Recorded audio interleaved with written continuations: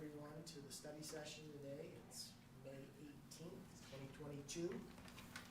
And we're recording. Thanks, Brett, for recording. We excuse John Moss tonight. And we'd like to just grateful everyone was able to make it, especially our fellow elected officials. It's good to see Mayor Johnson, Kevin Payne from Midway here. Anybody else that I missed from the councils or boards? Oh, from the Taxpayer Association. From Daniel. Oh, from Daniel. Daniel. We're covering there. All right, we'll jump into the agenda. We have 2 items today. We're going to flip and start with the fraud assessment training. We'll turn the time over to Keith, who will turn the time over to Stacy, and we'll watch some videos and be trained and take a quiz or two to keep us up on our board assessments. So this is just part of the training that the state auditor puts out that's required of, every 4 years after being elected, the board has to go through this training. So it's a 6-minute video followed by a 5-question quiz. So this is going to go real quick, and it's on the fraud risk assessment that we fill out every year. And that's our training tonight. It's really quick, so okay. Go ahead and start it, Stacy. Let's do it. Pay attention.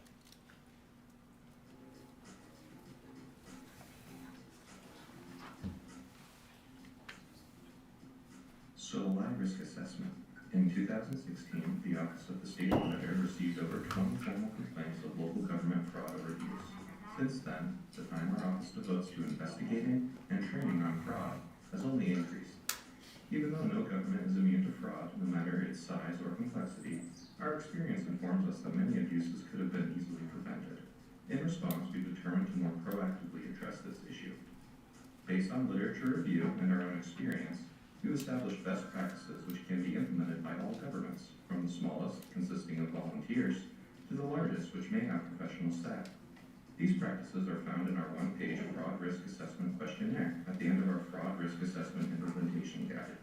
Take the questionnaire, see where you can improve, and use our implementation guide and local gov resources to lower your risk. With that, let's cover our guide's recommendations and why they matter.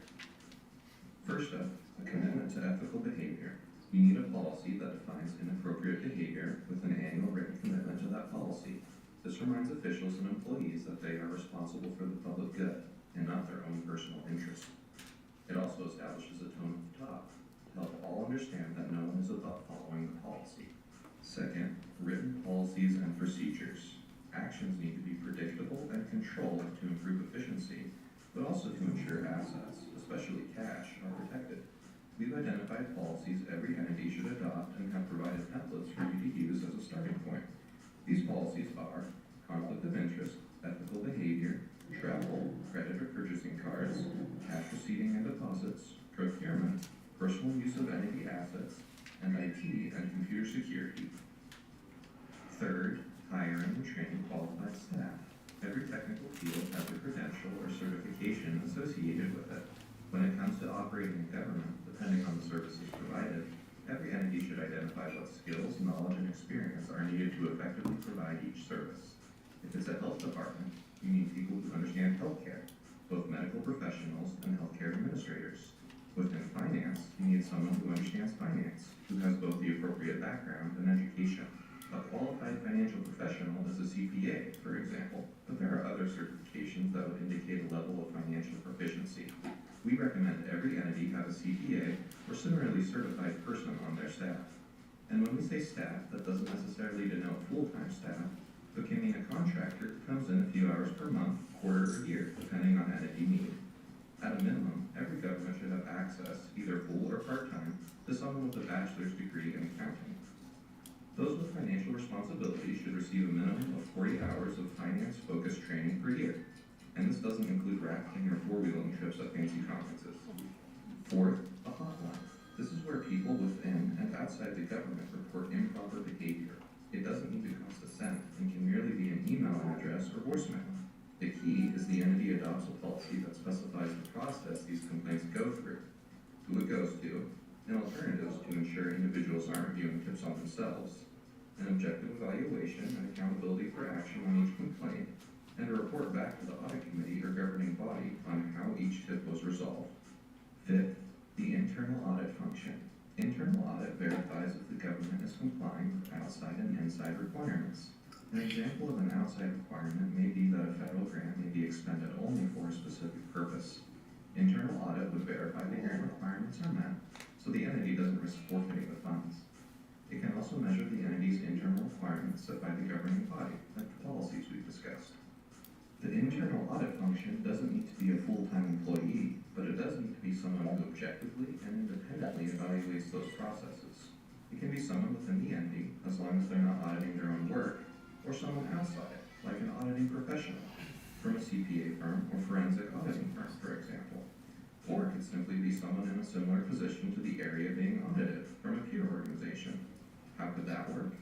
Well, a fire district in one county could get together with a neighboring county fire district and exchange staff members for a few days each year to complete internal audits of each other's districts. Because of each staff member's specialized knowledge, they can effectively review the policies and processes adopted by their neighboring government. This costs nothing. The key is that someone should be regularly determining which areas have risks and developing an audit program to address the identified risks. This person should not be the independent auditor who audits the financial statements, but whoever it is needs to report to the governing body or audit committee. Now last, that audit committee we just mentioned. An audit committee is simply a subset of the governing body that's able to focus on assisting the governing body in its financial oversight. The committee ensures, where it's required, that an independent audit is performed by a competent CPA firm. It also ensures the internal audit function is functioning with proper resources, assessing risk areas, and submitting audit reports to the committee as they're completed. The committee should receive any reports from the hotline. Overall, the audit committee makes sure management is enforcing all internal and external requirements. For example, a water district audit committee would verify that all water quality and safety protocols are being trained on and implemented. Once you're ready to lower your entity's fraud risk, don't forget to access our helpful resources to quickly get started at auditor.utah.gov/resources.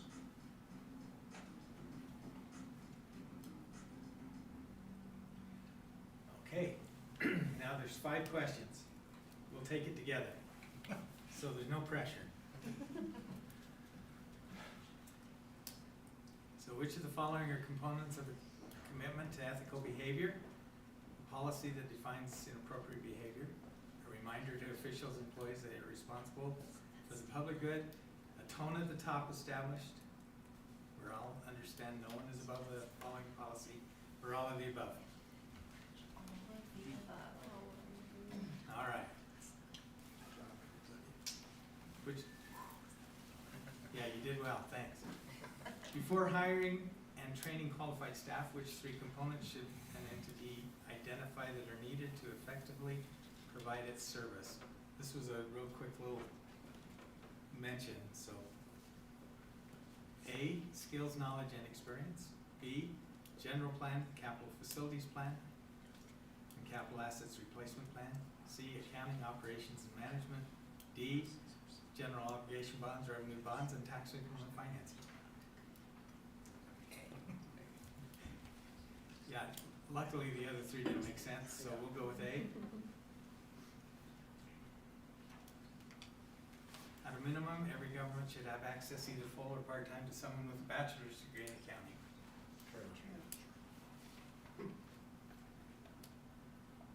The internal audit function can be implemented at no cost by annually exchanging a staff member for a few days with a peer organization's staff member.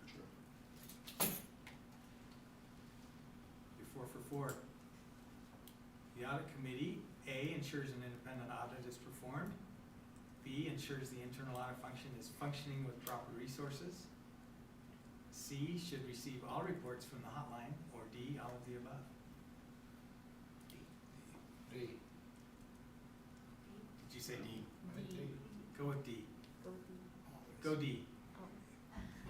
What I said. All right, you passed. Perfect. 100%. Thanks, Keith. Thank you. For keeping us in policy. All right, what we came here for tonight we're excited to turn the time over. Ouch, it wasn't No, that. it wasn't that. That's not why we're here. No, it's not. Turn the time over to GSBS and Valerie and her team to give us a review of the Futures School project. Come on up.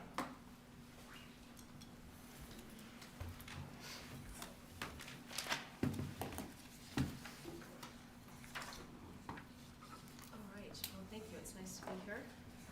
On a nice sunny day, good weather, great views, and not such bad traffic. All right, well, I'm Valerie Nagasawa, this is my partner Christine Richmond. You all know us now, we've been up here over the course of the last 9 months. We're happy to be here tonight to present the final draft of the master plan, and we wanted to take some time to go through it with you, answer any questions that you have, and and talk about it. So I wanted to start by just reviewing what the scope of our work was. That was, you engaged us in to lead a master planning process to evaluate the district's existing school facilities, to inform the design of current and future school buildings to best serve the students, staff, and the community here in Wasatch County. And so the scope and the process included, first of all, a community engagement process. So it's gone on for several months and involved and included a lot of different community members. A facilities assessment process, looking at your existing facilities and looking at it in some different ways, both in terms of the physical conditions and also how they're being used to deliver education. And then put together a long-range master plan that accommodates growth in the district, that accomplishes your education vision and really the community's values for education here in Wasatch County. So I wanted to talk a little bit about the community engagement process and who that included. And so we had various committees and we had a lot of different events. So just to go over and kind of summarize how we went about putting together committees and events and kind of who was involved. So we started with the Community Steering Committee, and this was a group of various stakeholders within the district. So that included educators, it included parents, it included community members at large, and we pulled in students for various events as well. And we look at kind of a proportion of parents to community members to educators to others, so that we have a good mix and we're understanding people's concerns and thoughts and ideas sort of across the board. And then we also put together an advisory committee. The district was already in close communication with the different city entities, county councils, and different organizations within Wasatch County. You've got several cities and townships that feed into the school district. You're in a definable geographic area, and you're, I think, in pretty good communication. A lot of growth, a lot of things happening, and you already had kind of a process of talking about things. And so we decided this advisory committee would be separate from the steering committee, mostly because the groups started to get large, and because there were a little bit different missions. So the community steering committee was charged with receiving information about the master planning process and conveying that information back to the community, people who are within their networks, and then also bringing us information, questions, concerns, and ideas from the community, from people within their networks. The advisory committee was to help us understand what was going on in terms of initiatives and technical information within the different cities, in the county, with the public safety, all different sorts of concerns. And also within organizations, maybe citizens organizations and grassroots organizations that had formed and were really part of the communication channel through the county. And then we had an educator committee. So this was formed of teachers and principals from representatives from all the different schools, and we had a series of workshops with them to understand how the buildings were serving the students, how the buildings were serving their missions as teachers, and how they could do better and really provide more fully for changing pedagogies and how the district was implementing new programs and initiatives to address kind of growing and changing needs in the district. We were thrilled to have about 9 or 10 student leader participants. So they were not part of the committees, but they came to several events, most notably the Future Schools Project Summit at the beginning of the project. And so really the idea here was to engage a broad cross-section of the community to understand all of the concerns. And we knew that there were a variety, kind of a wide range of opinions about how the district should handle growth, and concerns about what was to happen with the high school, the elementary schools, and really wanted to hear everybody's point of view. All right, so I wanted to Hey, then. Valerie, before you jump in there, Uh-huh. you know, when we talk about all these committees and the awareness that was going on through the community, I'm just curious on your opinion on some of the feedback that we've received that this process has been biased. Well, as we looked at who should be on the committees, who should be asked to participate in this process, it was obviously people who had already expressed opinions and interest and kind of offered their service. And we knew it was very important that we not only ask supporters of the district and people that agree with you and are kind of, supporting the ideas that you have, but people that have had outwardly and vocally disagreed, and who were, had other ideas, who had alternative ideas and concerns to present and to be heard. And so, and that was tough. I know that was tough for you all to invite, people who might, might disagree with, with all the things that, that were being talked about. And that was intentional, and that was valuable. And I don't think we could have had a fair or a full process without it. And I think we knew going into it that, as with any process, you're not going to get everybody to agree ever on anything. But you've got to hear all the concerns. You've got to take all the information. And without all the information, you can't come to a solid decision. And so we don't think it was biased. We think that the process was designed really to bring people from diverse viewpoints together to talk. Well, it's important, because if there is bias to the report, that stack of papers that you have in front of us is not useful. Right. And so it's really important and necessary for us to discuss that, because it's a legitimate concern. We've heard it at the interlocal meeting amongst our other elected officials. And at least from my standpoint, everything moving forward is moot if this process was biased. Yeah. We wanted to talk about, it wasn't what I was going to talk about next, but we can, we're flexible here. We want to talk about the inputs. We want to talk about the information that underlies the plan. Yeah. Because I think that those are points of some disagreement. And, that is what the plan is built upon, certain basic, facts and truths. And so, Christine, do you want to talk about that Sure. now or come back to it? I'd be happy to. Okay. Yeah, I think let's go there. And that's the So- elephant in the room for me. Yeah, so the plan itself is not a look at what to expect next year or 2 years from now, but the plan looks at what you should think about and expect over the next 10 to 20 years. So, we have to find data inputs that help us understand what the future might bring to Wasatch County in terms of growth in student population and the impacts that might have on the school system and your various schools in the system. So we look at building your plan on a three-part foundation. One is professionally developed growth projections. Another is an evaluation of educational suitability and the physical status of the buildings. And then the third is the community vision and goals that are expressed in the guiding principles. So I think there's been a lot of discussion in the community about the growth projections. And what the future holds is always difficult to determine. We don't have perfect, vision to the future.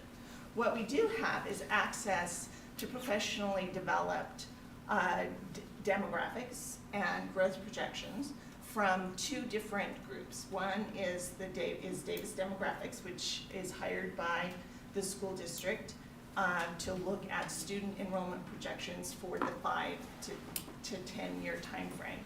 Beyond that, we have access to the projections put together by the Kempsey Gardner Institute at the University of Utah.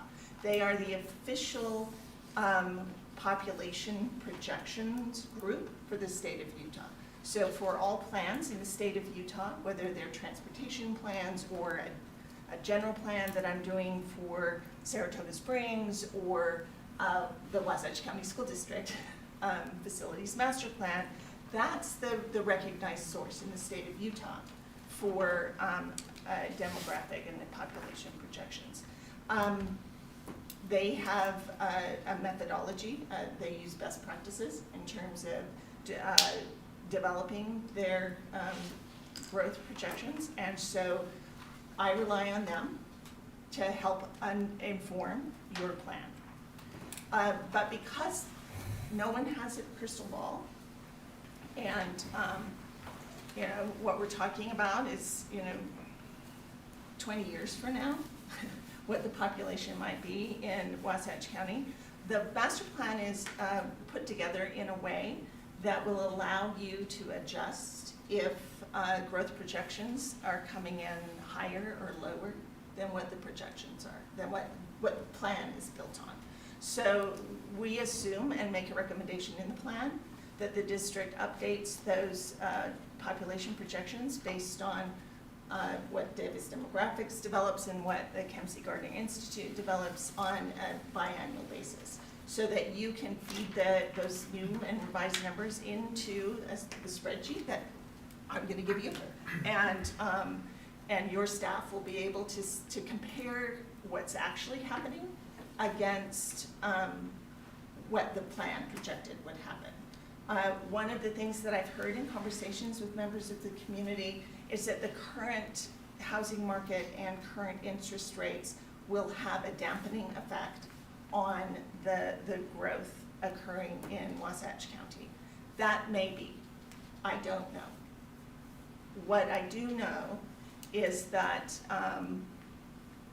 over the long term, when we're looking 10 to 20 years, those annual or periodic fluctuations in the economy and you know, markets get smoothed out over the long term. And so when we're looking 10 to 20 years down the road, that may adjust the overall growth rate by 1 or 2% down, but we're not going to go into flat no growth in all likelihood, and we're probably not going to have negative growth. So we need to think about a future where you're going to have to serve more children. The question just becomes how many more children in any given year. You know, Christine, a good example of that might be the 2010 or whatever we want to name it. We had a recession about 2010, and we also had another event in this county. We moved into the current high school in '09, and we moved in there. We started with very close to 1,350 high school students in the Wasatch district, and it was at the beginning of a recession, and it was very similar to what we have now, where we came off of some very high building costs that had given us some headaches as we completed that school, and then went into this recessionary period. And yet, here we are 13 years later, and that high school of 1,350 students now has 2,450. In fact, I think 2,500 and something to be exact. So in just over a decade, we added over 1,000 students to our high school, and it included in that decade this recessionary time period. And I think that maybe gives us a little more of an idea of how we have to look at this, and some of the long range predictions by the Chem Gardner group, which as you mentioned, the Davis group is more centered on actual approved lots and approved building permits that are in the planning offices here in the county. Tells us that this county is going to continue to grow, And we know that there may be some different variations, but at the end of the day, I think we can all safely predict that the county's gonna continue to grow, and we're gonna have some robust growth in the coming decade, just as we did in the prior. That's all. So that's input number one. That's input number one. Great. Input number two are the building needs.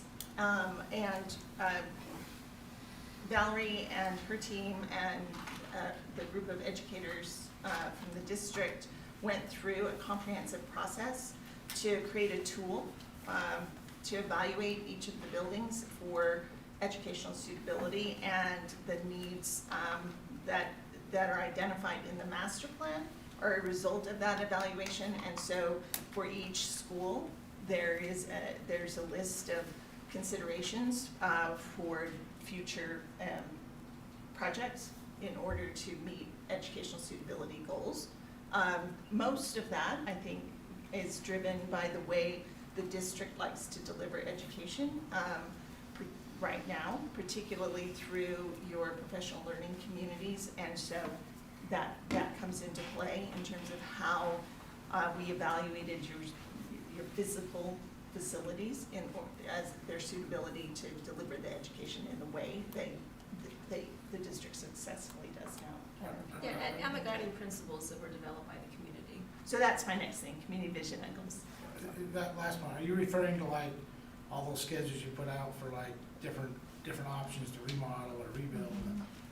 No, you're talking at the suitability, The educational suitability is, there's It's based off the guiding Just the interior principles, of correct? the guiding right? principles No, and it's the the guiding discussions. principles of the And education. the themes that, you know, that grew out of the educator workshops. I mean, Okay. there were very common themes that the educators across grade levels were talking about, you know, Yeah. things that were important, things that maybe weren't not quite as well accommodated within the buildings. Like an example of a meeting area for the teachers, and Yes. things, those little Yeah, nuances yeah. there. But do we also combine that with what we heard from the community yes, committees? yes, Because the that's how it community. came. So it's from educators Right. and community, right? So the community, the third one is the community vision and goals as expressed in the guiding principles. And I probably should have made that the second one because it actually feeds into Yeah. the educational I suitability. think another example of the second one, and what was the phrase that you coined the second one? Just repeat it. First one, Education suitability. education suitability. Yeah. Remember what I said? So education suitability, a great example of that is the commons area. So the commons area has a lot of controversy because it's open space, it's high ceilings, you know, it might be deemed as wasted space. However, the students love it. They look for an opportunity to go to the commons area because it's a gathering spot. Right. The teachers appreciate it because it gives the students a chance to leave the halls and get in the groups and the subgroups within the school or out in front of the school. And so I see that as suitability. Yeah. And it's used for more than that too. Oh, yeah. Different groups use it for Banquets. banquets And and the, dances. and the community, yeah. Yeah. So there were, you know, there are items within the suitability matrix that had to do with social setting, that had to do with community use, that had to do with, you know, multi-purpose kinds of spaces, and so, yeah. That's definitely multi-purpose space, no question. Okay, that's the second input. And then the third is community vision and goals. And the community vision and goals are expressed in the 5 guiding principles that that were developed as a result of a very robust public input process. Stacey, if you want to go to page 7, I think there's a graphic on there that summarizes the 5 guiding principles.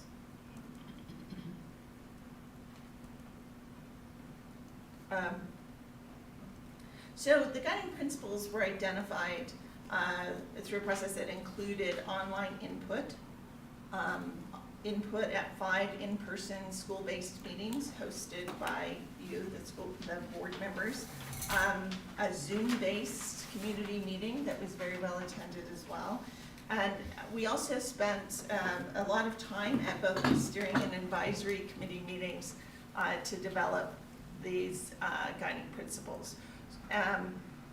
The way that we use both all of them, the growth projections, building needs, and the guiding principles, is to evaluate options and alternative paths forward. And you'll see that in the plan where some things are scored against all of, on their ability to address the growth needs in the district, as well as correspond to the guiding principles. So the first guiding principle, it concerns learning environments that are inspiring, safe, and welcoming. The second is that, and the commons is part of that too, right? Yeah. That schools support multiple learning styles and lifelong learning. Schools support teachers in delivering high-quality education. Schools are integrated into the community to serve multiple purposes, which is also, the commons serves that purpose as well. And schools support students in their overall wellness.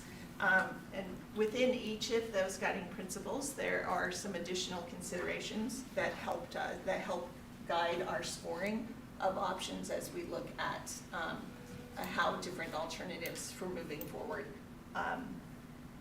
correspond to community vision and goals as expressed in the guiding principles. So those are the three foundational inputs to the overall master plan. No, that's helpful. And then where do you find the fiscal responsibility of the district? So fiscal responsibility for the master plan is driven by a couple of considerations. One obviously is cost, right? What is it? What's an expensive approach versus a less expensive approach? But at the same time, we want to think about overall value. We don't want to be penny wise and pound foolish, as the old adage says.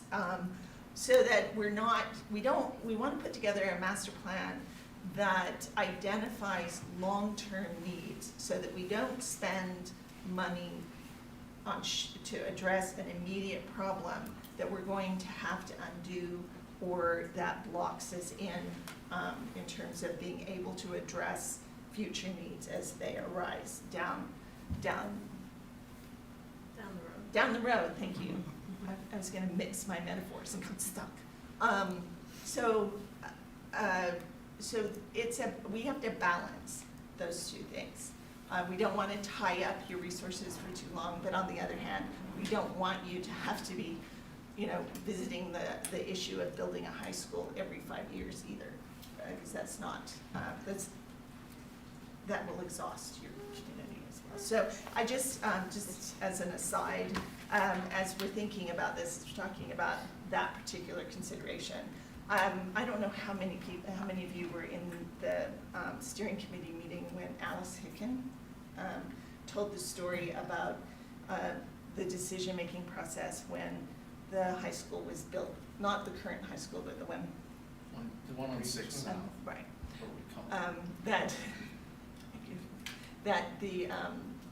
That during that process, so there were a number of decisions that were made to cut costs that in the end, once, you were 10, 15, 20 years out from having built that building, you wish that everybody wished they hadn't made those cost-cutting decisions at that time. So it's that sort of decision. We want to make sure we're flagging and identifying options that will be most cost-effective and give you the best value in the long term, as opposed to for today or tomorrow. So that's the fiscal responsibility element to the master plan is an underlying overall element. The board gave us, as the master planning group, 3 goals for the master plan, and Here they are. here they are, right here, thank you. They are to be innovative, to be innovative and forward-thinking, that we ensure that students reach their personal goals and become productive, contributing members of society, and that we create solutions that are efficient and financially responsible.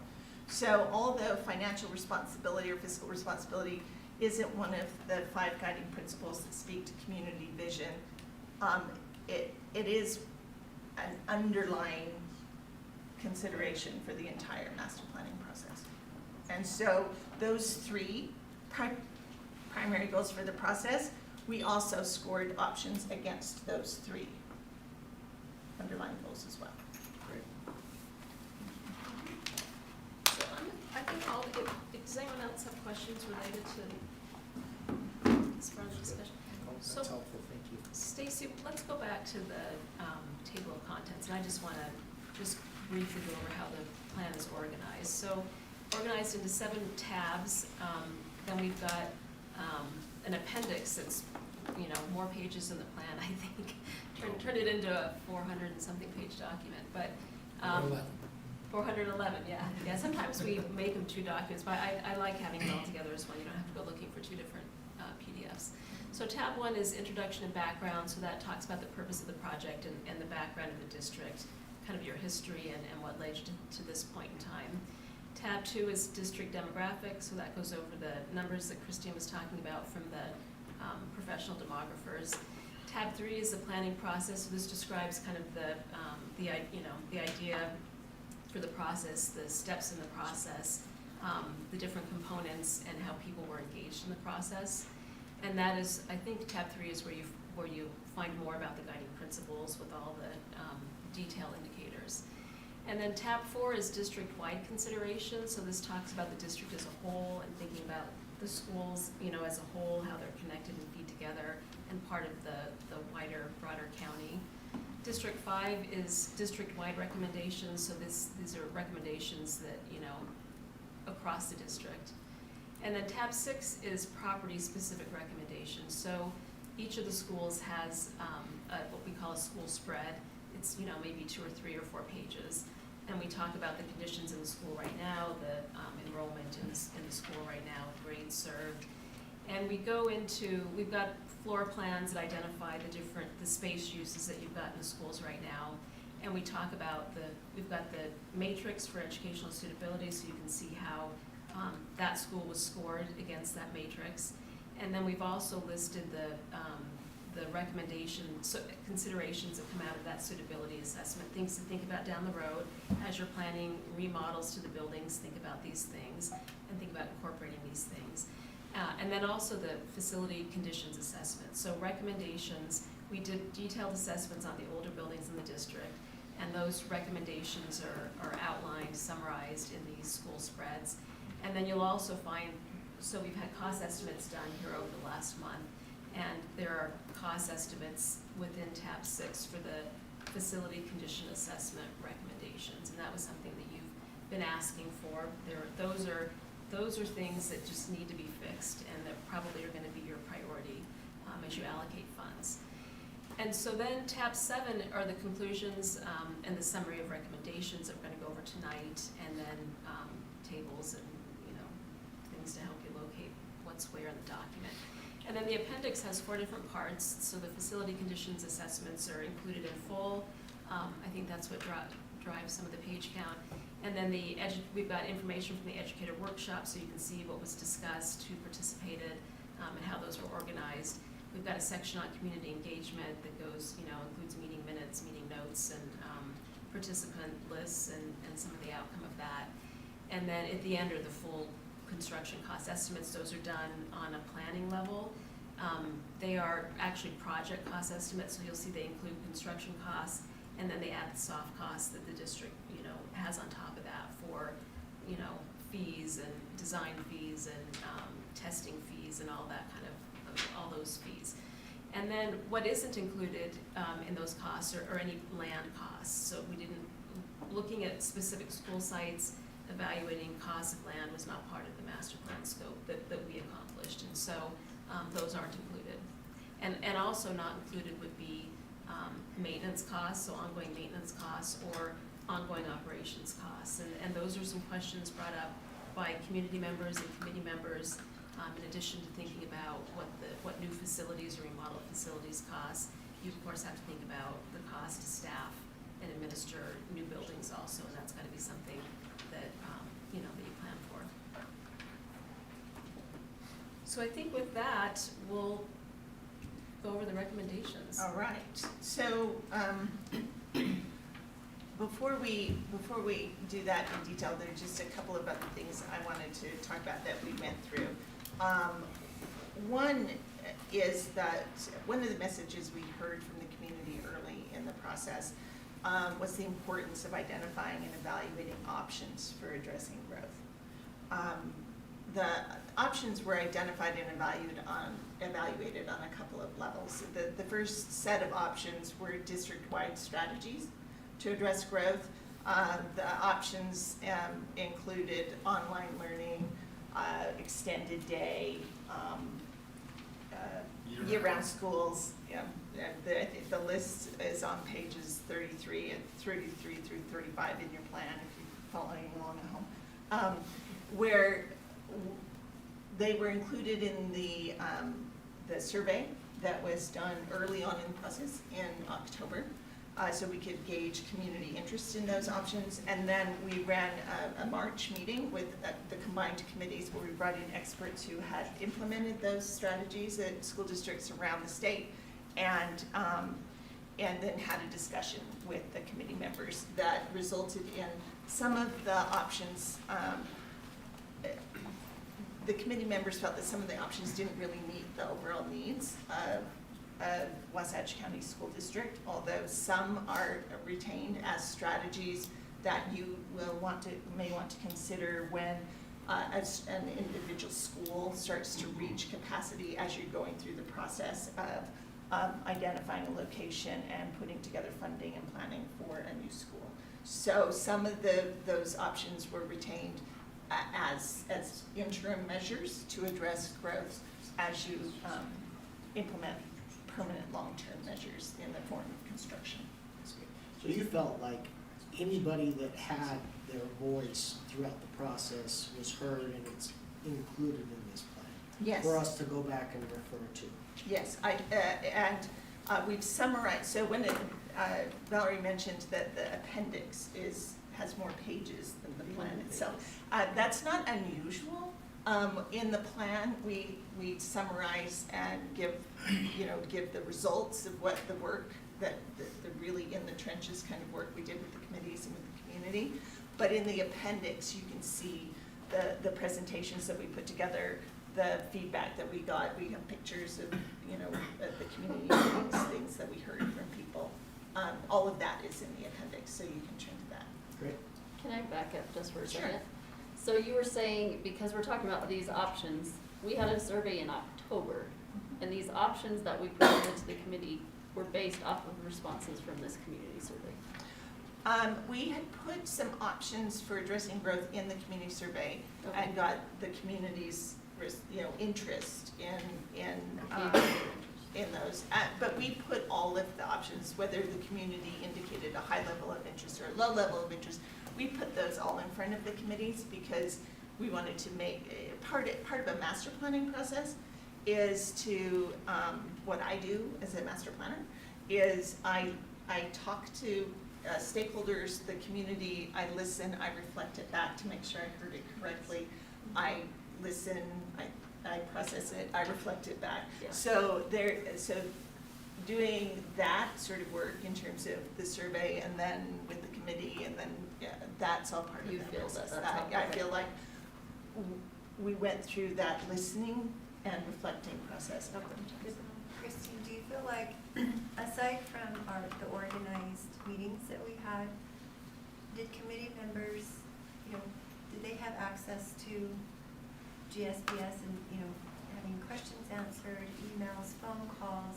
I mean, could they reach out to you at any point and make suggestions aside from, what was made in the meetings? Yes, many did. I was getting emails today. So, That's good. right. I mean, I think that was the vision I that we all that's had, what- is we right. wanted I just- committee members and people Right. to feel like they could approach you Right. and talk to you, so that's good. And many committee members contacted us and asked us to attend meetings for groups that they were involved in. Wasatch, Like the Latino Latino Coalition. Yeah. Sorry, Latinos in Action, I apologize, it rolls off my tongue, and so Hebrew Leadership Academy, you attended that. So we did several of those at the request of various committee members as well. There was one in the Jordanelle Basin, there was the Rotary Club. Rotary Club, Chamber of Commerce. There's also one on the schedule this week, right? There's one next Wednesday. Next Wednesday. It's the Wasatch Latino Coalition Yep. that I'm We're going attending. to continue on with whatever we Yeah. can. And I am attending that one, I am. and you, both of us are. Great. I think everybody I is think invited. Everybody is, Yeah. excellent. Crazy night. So I just, and then the other level of alternatives were the alternatives that we looked at to address the most immediate need that was identified in the master planning process, which is over enrollment of the high school. The high school is over capacity right now, I think everybody sort of recognizes that, and so we looked at several alternatives for addressing that, alternatives that grew out of our discussions, but also alternatives that were identified by members of the committee. So you'll see in the master plan document, we summarize those options and then score them and evaluate them in the same way we did any other the options that came up as part of the process. So in terms of the way that alternatives were handled. So let's see, just making sure. I was scribbling notes, I've said everything I intended to say. So in terms of the master plan itself, if, Stacey, if you go to page 10, I have it, this is, since we're at 5:50 right now, I wanted to give you the bigger overview.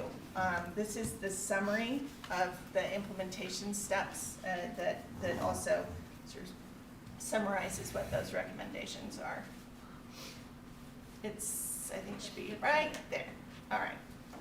So you'll see that the recommendations fall into, timelines. So immediate, which is 0 to 3 years, and then a little bit longer time frame, 0 to 5 years.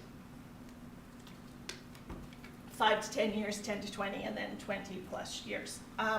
So the first immediate activities relate to solving the over-enrollment at the high school. So securing funding for a new high school. And the recommendation is that you build a high school that is the same size and design, generally, an approach as your current high school. So you'll have 2 equal high schools located within the district. As Valerie mentioned, we did not evaluate specific locations for the high school. And that, that securing the funding and designing and building a new high school is a separate process that you as a district will go through as you move forward with that. There's also a recommendation to revise elementary school boundaries to balance enrollment. You've got Midway Elementary School is over capacity at this point. You have some of your elementary schools that are using portables. And so to the extent that you can address that over enrollment in some schools by adjusting boundaries. You'll notice in the plan that capacity calculations are based on the school level. So we make the assumption that boundary adjustments will and can occur when one school is over enrolled, but you have capacity in another school up until the point where all schools, and so your entire level is starting to reach capacity. So that's, so this is the recommendation to address over enrollment in some of the elementary schools.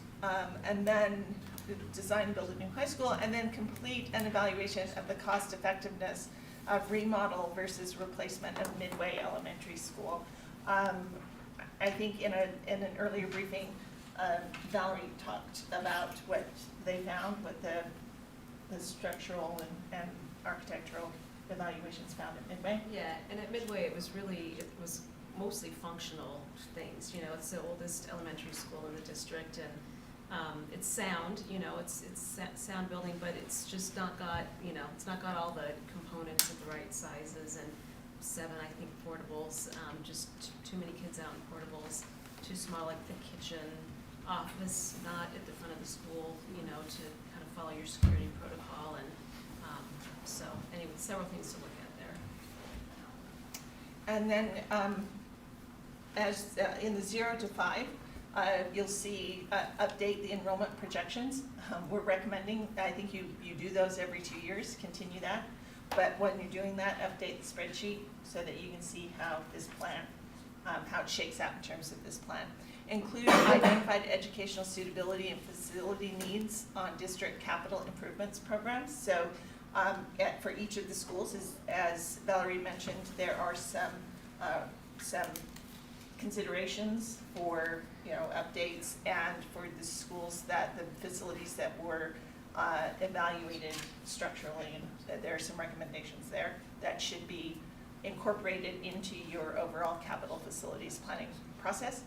And master plan the Wasatch High School site to address the West Campus building and evaluate the future needs of the functions that you have on the Wasatch High School campus. This is in anticipation of a new high school being built, so taking a look at your current high school site and the best use of that space. Secure funding for and implement the recommendation of resulting from the Midway Elementary School evaluation. So, you know, the box before that, you go through an evaluation process and then implementation. And in the 0 to 5 year time frame, we believe you're going to need to start the process for looking at a new elementary school.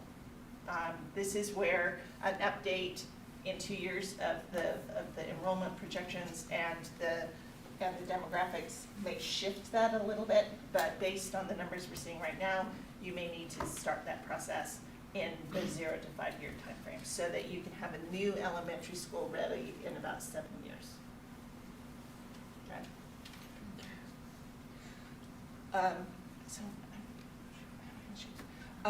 Update, once again, update your enrollment projections, update your facilities master plan, based on those updated projections.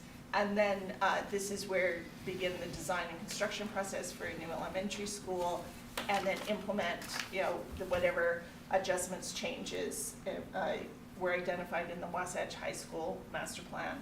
And then begin planning for a new middle school. So these are 5 year You got 5 chunks, so you years. might have a year or two to catch your breath. And So, that, really quick, so Yeah. the year or two to catch our breath, at least on elementary schools, is only if we adjust boundaries. right, I mean, you're over We're over capacity capacity at at Midway, Old Mill, Yeah. And so so if we I'm don't getting adjust there, boundaries. So going, J.R. Smith's, I think. J.R. Yeah. Smith, yeah, that's the one. so if we think back to the process of the district-wide options for addressing growth that were the subject of This the is March 3rd meeting, one of the things we talked about were boundary adjustments. And that was one of the strategies that we retained as an interim strategy in order to, you know, prolong the life of existing facilities without having to build a new facility. So that's part of that. Thank you. Sure. And then in the 10 to 20 year time frame, once again, update your projections, update the facilities master plan, and start the process to secure funding for a new middle school, and then design and construct a new middle school. Once again, those timeframes may shift based on lower or higher growth rates than projected. I mean, they could be higher, or they could be lower. And then in the 20+ year time frame, once again, update those numbers and take a look. If growth continues at kind of the current clip, and you build a roughly 2,000 student high school now in the next couple of years, you may have to be evaluating what's happening with high school enrollments in 2040. But that needs to be evaluated on an ongoing basis as you get growth projections. So that's an overview of the recommendations. Appreciate it. It's very helpful. Yeah, thank you. I know you're coming back for the board meeting tonight, and so I think, you know, what we found in the past, some people don't make it to the study session, and they come to the board meeting to get the study session version, but in reality, they'll probably get the Reader Digest version. So, board, why don't you help me give GSBS some direction on what we want them to cover in 15 minutes tonight versus an hour in the board meeting. I would say, just from my perspective, you guys chime in, the 3 goals, start out with those so that they understand those are our goals going into this process. I think that's essential so that they see we're trying to respond to survey results like we had goals going into the process. These are the goals we feel we accomplished with that process. Yes, the guiding principles are part of it, but these are the overall goals. And I think present this very thing here too, Tom. Yeah, no, this is the slides for sure. This is where the rubber meets the road, right here. I do like the inputs. I think that helps with the concerns about the plan being biased. Are you gonna say something, Corey? Sorry. No, I just, Okay. definitely this. Yeah. And so for the board's information, what we usually do is we open the meeting with public comment. We'll reverse that and we'll have GSBS go first. And then we'll have the public comment afterwards, and we'll state the time that we've allotted to that, and now they'll have opportunities to not comment on just the study session, but those who missed the study session will have an overview of the plan, and then their comments can be linked up to what they just heard, or they can comment on whatever they like, because as a board, we encourage public comment. Will you also just point out where it's posted so that if people do want to see, like, how did we base this, where are the facilities, like, point out it's posted on FSP website, it's gonna be posted on our website. We want people to look at it. If you want to look through the 411 pages, We're not hiding the face. by all Just means, let them know they please. have access. They have access to it at all times. Yeah, we were open to their feedback. Like, yes, the executive summary, I think, is excellent, and we appreciate all your work. I just think it's, as long as they know, like, hey, I didn't get to that board meeting or that meeting, it's there. I think that's essential if you can cover that in the board. Of the 411 pages, I was drawing all the costs. Yeah. You broke out all the schools, you know. Yeah. That's very helpful. But That's kind of where I spent most of my time. I think we all appreciate the detail. Yeah, the detail's been great, you know. Well, it gives us direction. What we need to do in the next 0 to 3 years is figure out how to source the funding for a new high school. So, anything else, board, for GSBS? Thank you. Thank you. Thank you. It's been a long haul, but thanks. Yeah. Thank you. Really, because I feel like we've been going at the speed of light. Is that weird? Well, we appreciate it. It went fast. I think we all see it as now we kind of have a starting point to, we have all the information to really go forward now, Yeah, but we had to have it, so thank you. thank you, thank you. Excellent. All right, so we'll break for half an hour, and we'll start with the board meeting at 6:30.